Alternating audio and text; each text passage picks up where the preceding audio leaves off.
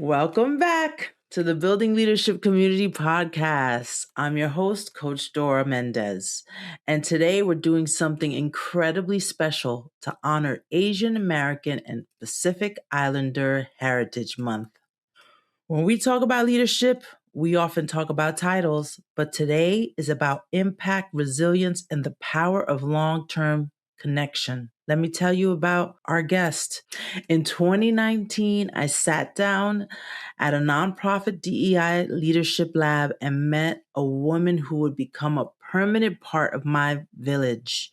We navigated career milestones together, complexity of motherhood, and the highs and lows of leadership together.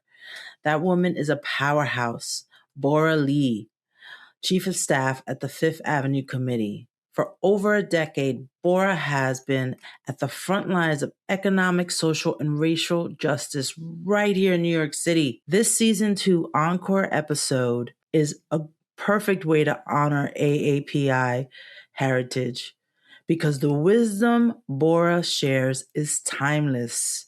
Whether you are leading a small team or a major organization, the strategies she shares for community-driven change are exactly what we need in the workplace today.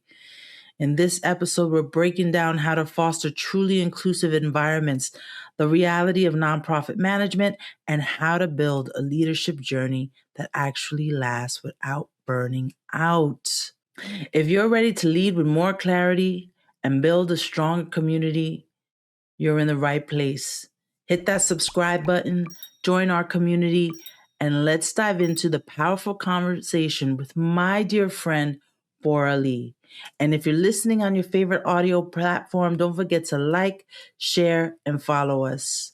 Roll credits. Hello, and welcome to Building Leadership Community Podcast. I'm your host, Dora Mendez. I am the founder and CEO of Coach Dora LLC.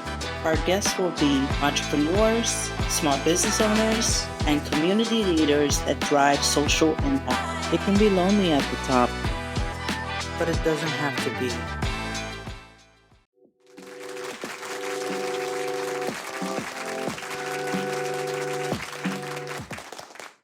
Hi, Bora. How are you? Hi. Welcome.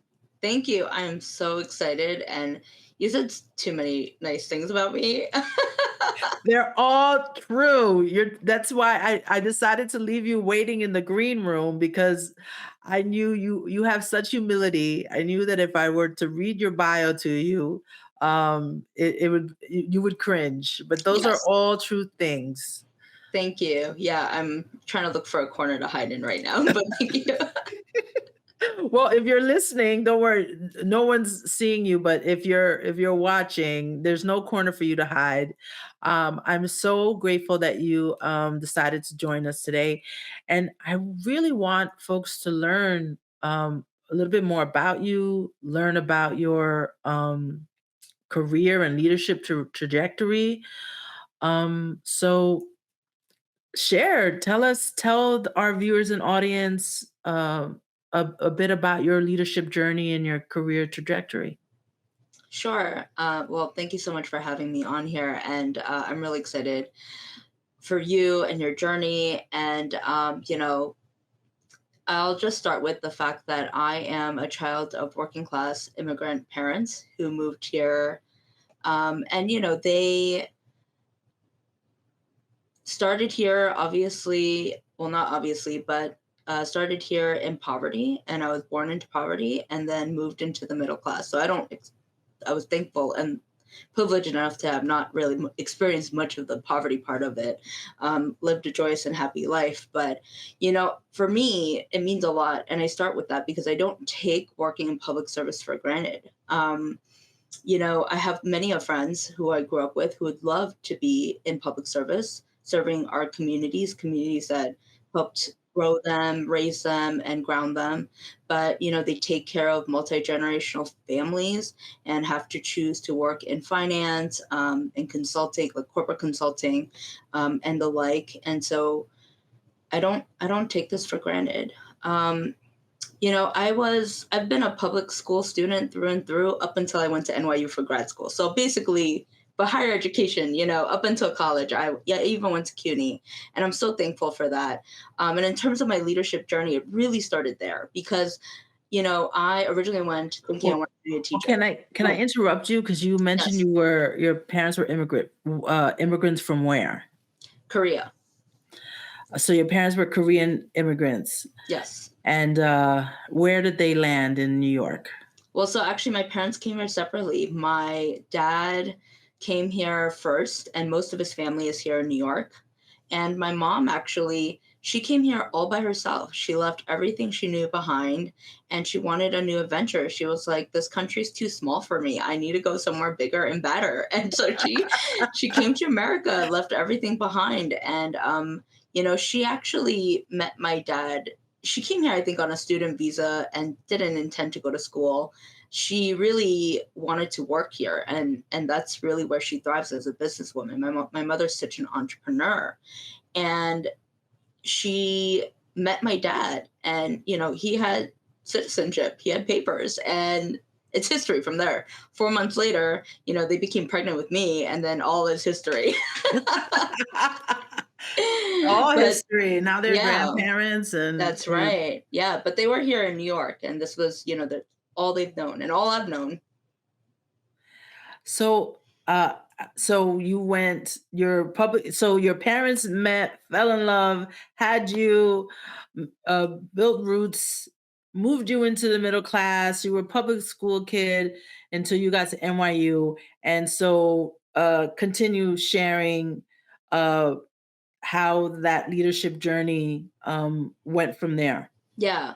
So, I mean, let me take a step back from NYU because NYU is really pivotal to my journey. But I would say my experience at CUNY, Queens College, was really what transformed my life. I mean, I wasn't the greatest student. I, was okay. I really loved socializing in school more and building relationships with my teachers, actually, and my school community as a whole. But when I went to CUNY, I went originally thinking I wanted to be a teacher because I love people. But I actually realized that I am not great with children, even though I have a child of my own. And It's it's different when real. it's your own. It's No, different even when when it's it's your my own. own. I'm thankful for my husband.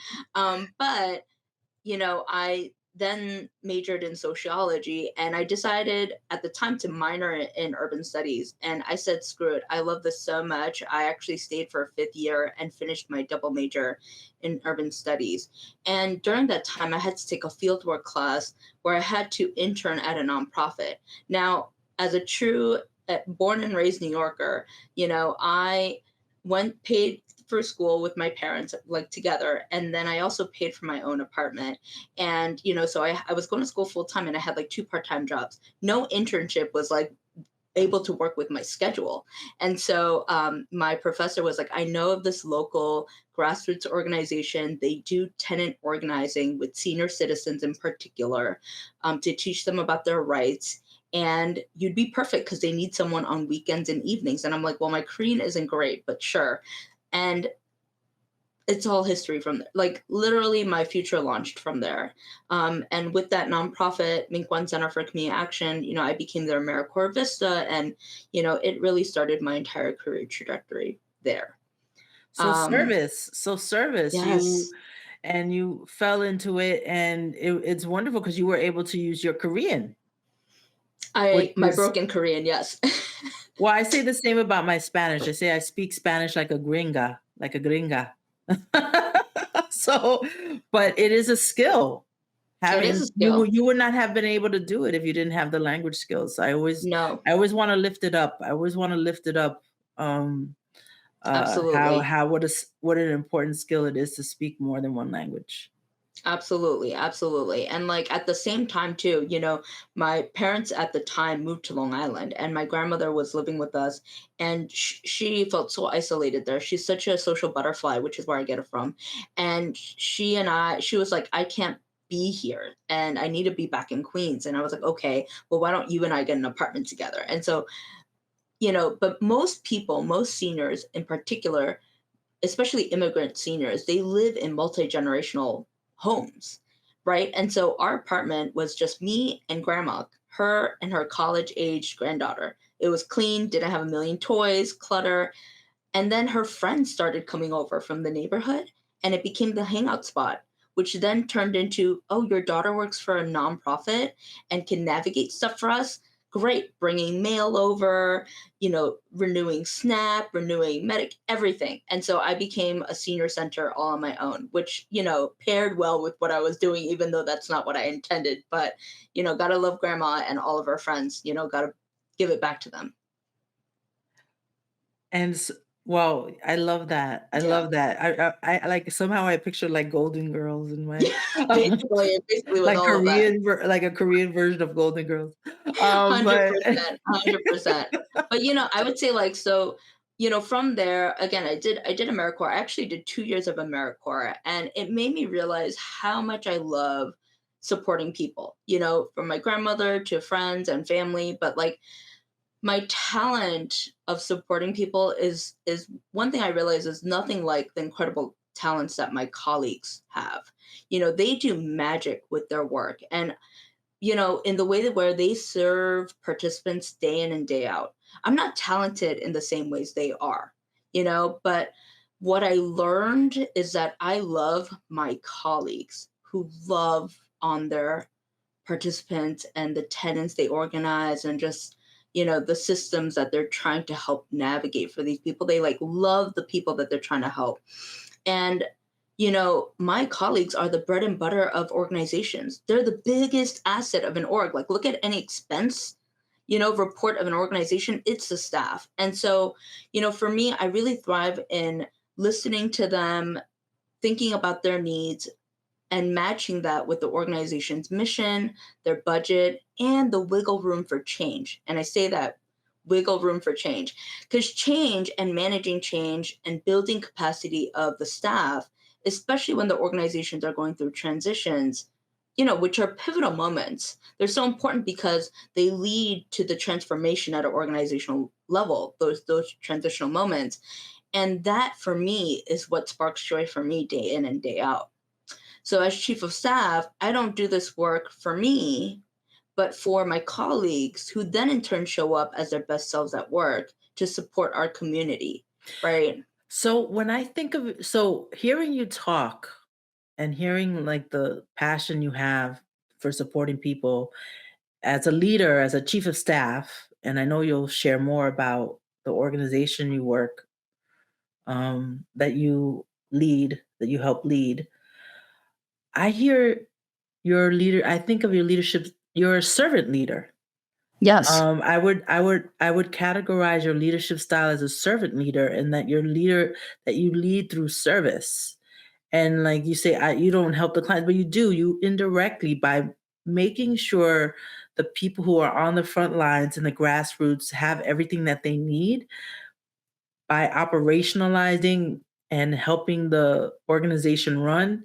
You are helping the folks because you're indirectly helping the people who are doing the work on the front lines. They can't be successful without without you, without the operational expertise that you bring. I mean, yeah, we Um, are like we're pie, we're a pizza pie, and we can't we're not a whole without each other, right? But they're a big part. I'm just one slice. They're majority of it. And I want to credit them because, like to be able to take home and take on all of the things that is shared with them by the members of our community is so hard, it's so burdensome, and it's also so much love. And so I don't want to say the office work to build capacity is as hard as their work. It's not and I just want to lift that up because I think it's so important. well, I think it's different. It is different. I think the emotional labor, like the emotional labor, because um, you have so much humility. You need to take credit for the fact that you are paid to think, to be strategic, and the organization cannot run without you in the lead. You have so much humility, and it's hard work in a different way. The emotional labor is very different. You're not on the front getting that vicarious trauma. So it's different. There are different challenges. And I think as a leader, um, yes, your staff is out there on the front lines, and there's a different ratio of emotional labor. There's a different ratio of vicarious trauma. Um, but I want you need to take credit, and I want to give you credit because there would be no place for those people to work if you weren't leading uh that strategic, if you weren't the strategic thinker partnering with the leadership and the board on the bigger picture mission and vision. So I need for you to take some credit uh for when I say servant leader, you are really the definition of it. You don't even want to take any credit for like what you have achieved.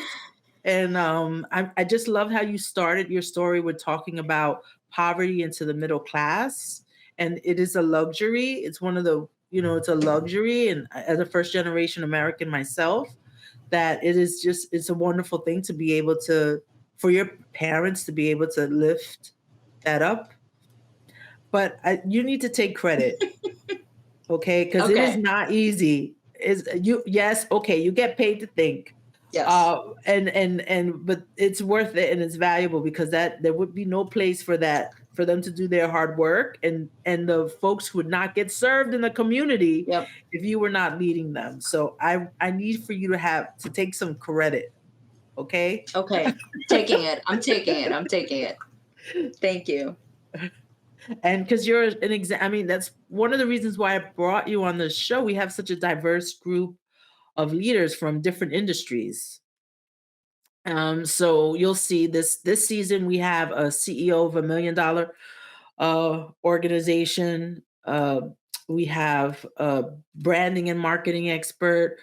We have an HR leader, and we have uh, but in a health setting. We have such a diverse group of leaders. So I love hearing your story in that are leading a non part profit. You're in the C suite at a nonprofit organization, and quite frankly, there aren't that many women of color.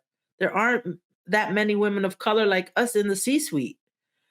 And so I love that you started with sharing your story in that way.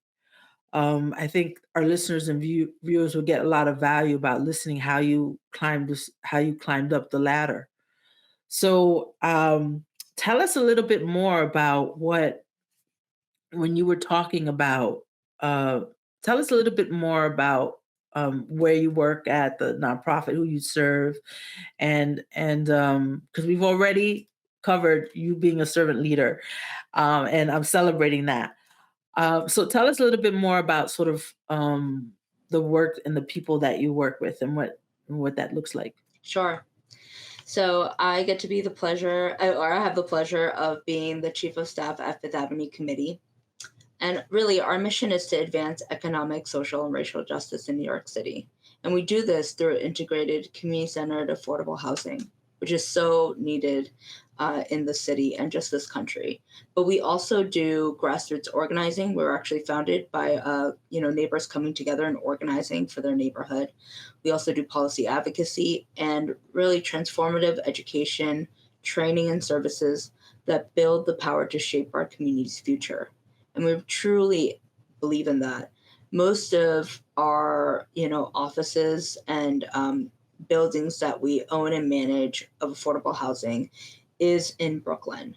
And it's wonderful because I actually grew up on Fifth Avenue. And so I have a personal geographical and historical tie to this organization and the impact that it has on building really wonderful neighborhoods. And, Fifth Avenue runs from where like Atlantic Avenue, where Barclays Center is, pretty much all the way down, to the end of Sunset Park hitting Bay Ridge. And So for the non-New Yorkers listening and watching, there are There are two Fifth Avenues. This is not the Fifth Yes. Avenue with breakfast at Tiffany's in No, Manhattan. This is the Fifth Avenue in Brooklyn, New York, that's right. which is very, very different Very. than the Fifth Avenue that most non-New Yorkers think about. So this is not Fifth Avenue where Saks Fifth Avenue is or Rockefeller Center is. This is Brooklyn Fifth Avenue. That's right. And I did want to talk quickly. Folks who listen and watch the show know I like to keep the episodes at time, but feel like people will be interested in learning, how did you make the leap into the C-suite from AmeriCorps to senior center intern? How did you make the leap from a well-educated intern at senior center to the C-suite? Can you share how you made that leap? Yeah, well, actually, the senior center was my apartment. Just to clarify that. But I actually did work for an organization that did run very successful senior centers. But I'll get back to that. So I started at a grassroots organization who really does movement building and organizing and advocacy in Flushing, Queens, where I lived the second half of my life, and really the neighborhood that raised me. And so that was incredible. And it's a Korean nonprofit, so I'm like serving my ethnic community, which is great. And so I started there as an intern. I actually was funded by a local foundation for an internship where I did organizing with them. And then I went on to do another year of AmeriCorps, but for a larger advocacy organization that serves the Pan Asian community in New York. And so that was really wonderful. And after that, I was literally like, oh, my AmeriCorps contract is coming to an end and I can't do this for a third year.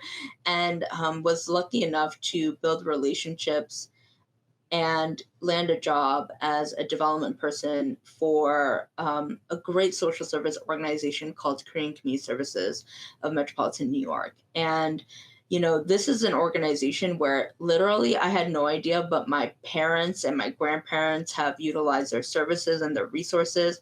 And so it's amazing that I get to use the English skills and and my technical skills that I've learned through what my parents have given me through my education and through immigrating here to then serve the community that helps and supports people like my parents.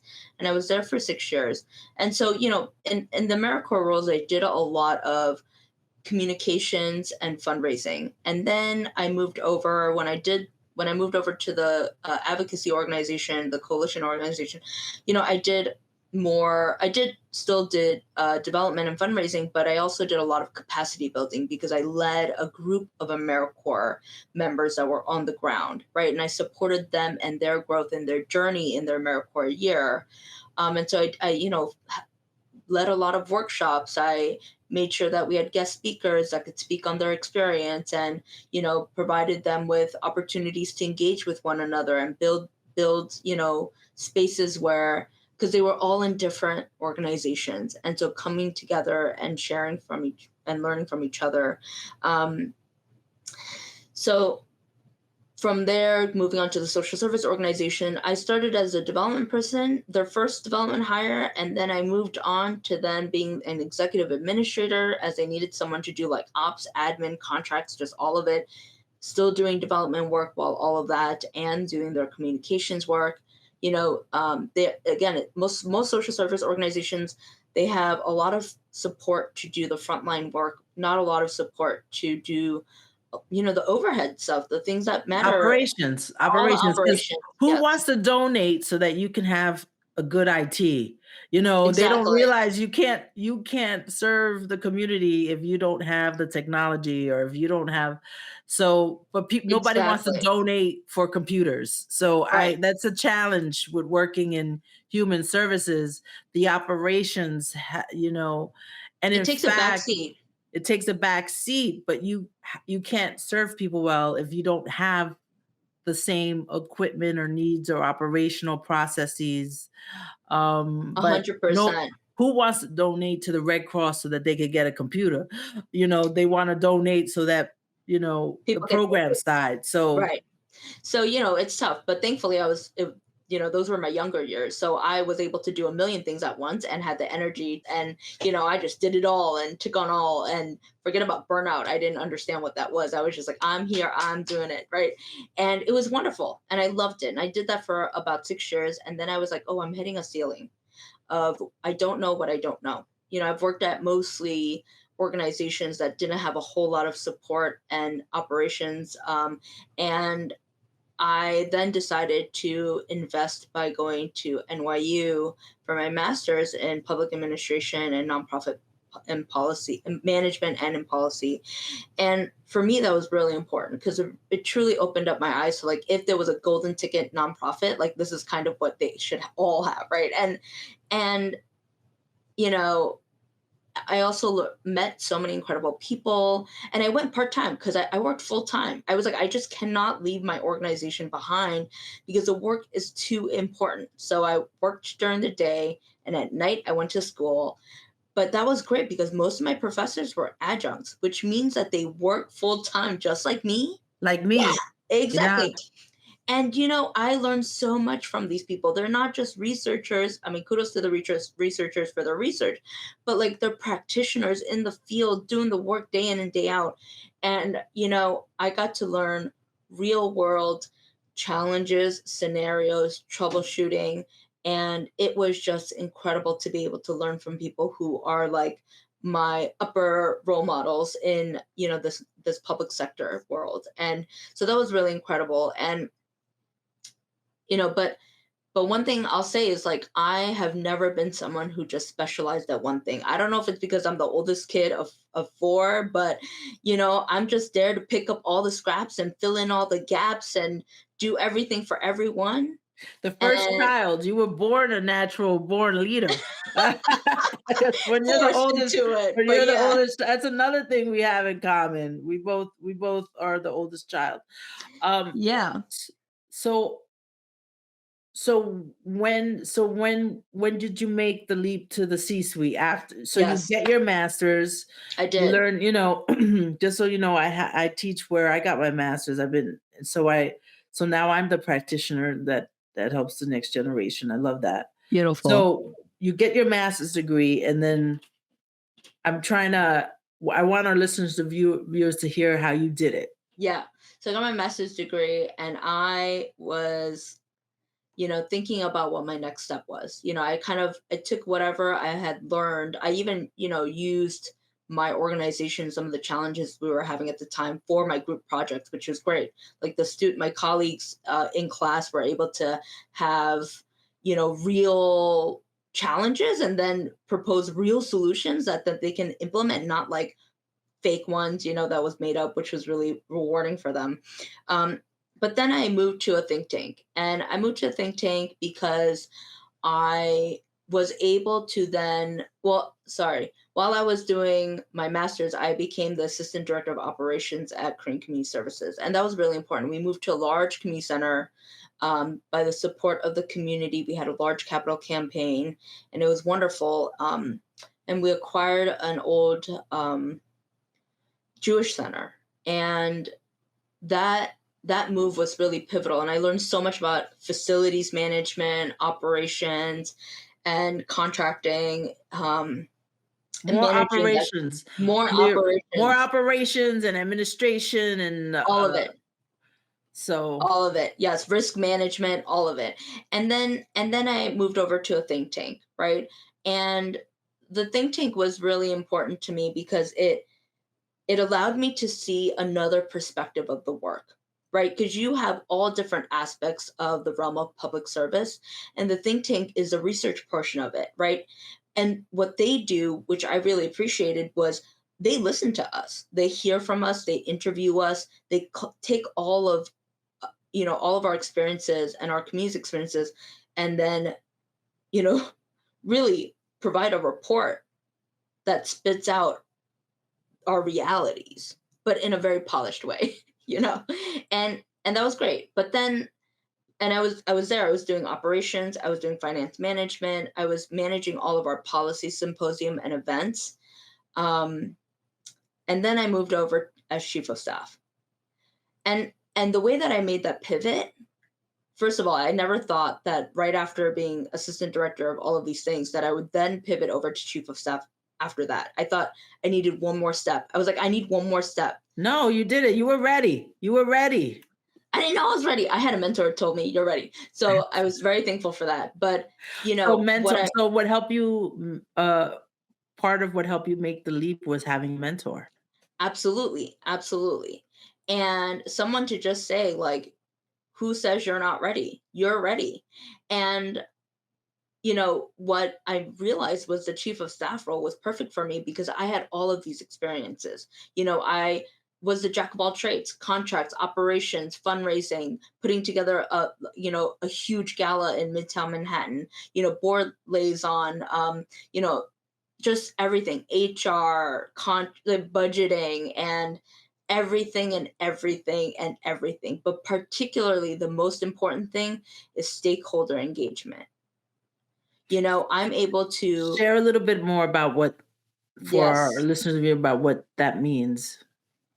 Yeah, what I mean by that is, you know, the whole role of chief of staff is managing change, right?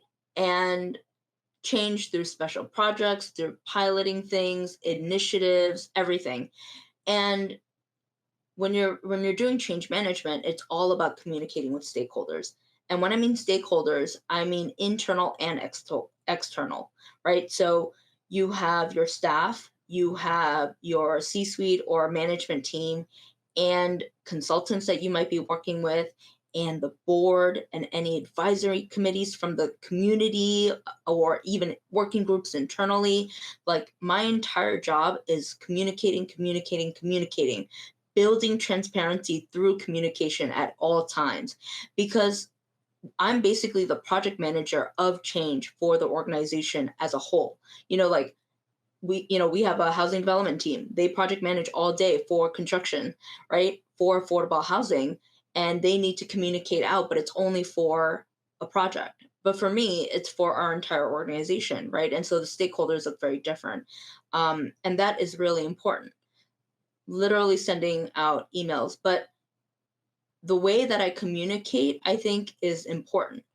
For some staff, emails are great for them. For others, phone call. For others, Teams or Zoom meetings. For others, walking to their desk, right? For others, it's like a late night session because during the day they just can't. And now you have with the intergenerational, right? I was just having this conversation with another podcast guest. Uh, there are 5 generations in the workplace. You have Absolutely. traditionalists, you have your boomers, you have your Gen Xers like us, you have your millennials, Oh, I'm and you have millennial. your oh, you're a millennial. I am. Oh, I put you in my category Oh, because that's a when I compliment. hear you want to know why? When I hear your breadth of experience, I can't believe that you're not in my category. Thanks, Dora. Um, and then Gen Z, because I hear you, I was like, wow, you did all these things in that short amount of time is amazing. So a millennial, and millennials are turning 40 now. I know we are. So I'm excited. yeah, you guys are turning 40. I just turned 50. Oh, congratulations. Um, yeah, millennials are turning 40 now. And now, remember when we were like the young go-getters and now we're the boss, and it's a big change. But with 5 generations, the different communication styles is really important to understand. So when you say stakeholder relationships, I like the fact that you concentrated on communication That's right. as being the common thread and Right. understanding the diverse communication styles amongst the people in your organization, your collaborators, your vendors I think is an essential skill. It's so Um, important. It allows me to have all of my successes is really on the communication skills and the various techniques, I'll call them. Okay, so I'm going to leave it at that. I think that's a great way to uplift communication. How communication is so key to being successful in the C-suite, and understanding how to maintain that stakeholder relationship. And I just think that's a great way to leave it, to leave our audience and listeners with is that communication piece and how that has been key to launching you into your leadership role. And I love the fact that you mentioned leadership isn't about the title. You have been a leader since you were young, since you lived with your grandmama, since you, you have been as the oldest of four. So leadership has showed up for you in many different ways. It isn't your job title, just your job title, but the fact that you are a rare gem, C-suite woman of color, really making a difference in the community. I think our folks are gonna really take something away with that. Our servant leader, Bora Lee, thank you for being here. Thank you for having me. You've been listening to Building Leadership Community. Watch on YouTube at Coach Dora M. Listen wherever you get your podcasts. Follow me on LinkedIn, Instagram, and YouTube at Coach Dora M. Visit me on the web at CoachDoraMendez.com. Hosted by me, Dora Mendez. Produced by Dora Mendez and Dylan Rogers. Graphics, editing, and sound mixing by Dylan Rogers.